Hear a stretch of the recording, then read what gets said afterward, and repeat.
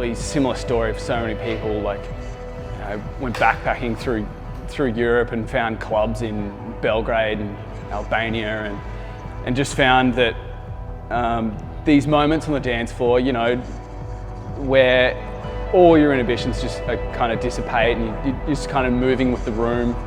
And it's almost like a spiritual nature to the music, very repetitive, very chanting, very mantra-like.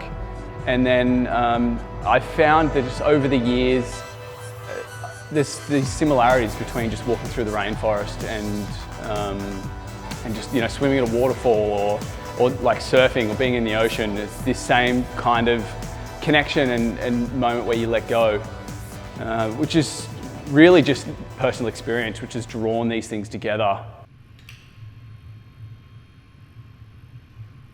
So my name's Jermyn. We're here in my studio at Home of the Arts, Hodder.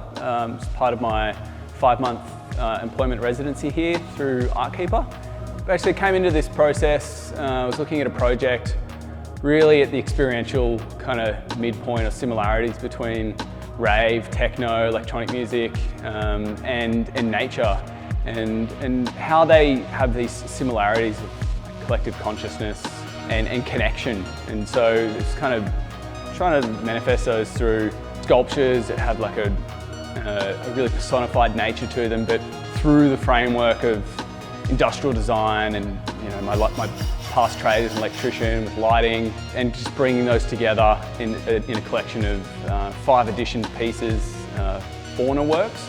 And so it's all these elements of industrial design and manufacturing and these materials like steel and glass, kind of the fragility of those two paired together. And I bring a lot of elements from the natural world as well. Like I have pretty obsessive interest with crystals. I find just the time scale that they're grown over really mind-bending, and the aesthetic nature of them as well, and slate, and pair these things with these really raw materials.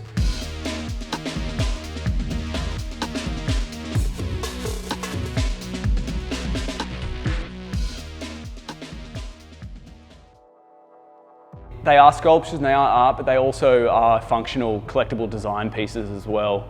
You know, like incorporate dimming so that you can really live with these pieces more than just in a gallery sense. I really like that midpoint, and it seems to be a process that has kind of come naturally for me over, you know, 10 years of being an electrician and designer and working, you know, in furniture and designing commercial lighting. But then with my interest with music and art, it really is just an amalgamation of all kind of my processes as a person. How these sculptures and art and lights are made is really a long, drawn out process. Like, it's basically a 12-month period from first, you know, initial sketches and renders in 3D modeling software through to actually committing to a piece, and then doing all, you know, all my drawings and working with my glass blowers that I have in the Sunshine Coast, and like the rolled stainless legs done here on the Gold Coast. It's a long process to get all these parts from many different manufacturers, and then it comes to me, and then I start assembling and gluing and putting it all together. And like yesterday, I finally finished this first piece. I think one of the things that I really love about working with light is that you get like an aha moment when you actually flick the light on.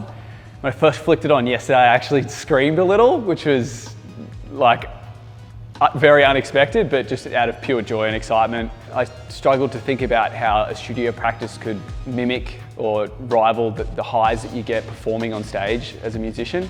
And it's those little moments when things come together that you see that you can get the joy in a slower process, not just adrenaline-driven performance as well, which is a pretty eye-opening experience for me.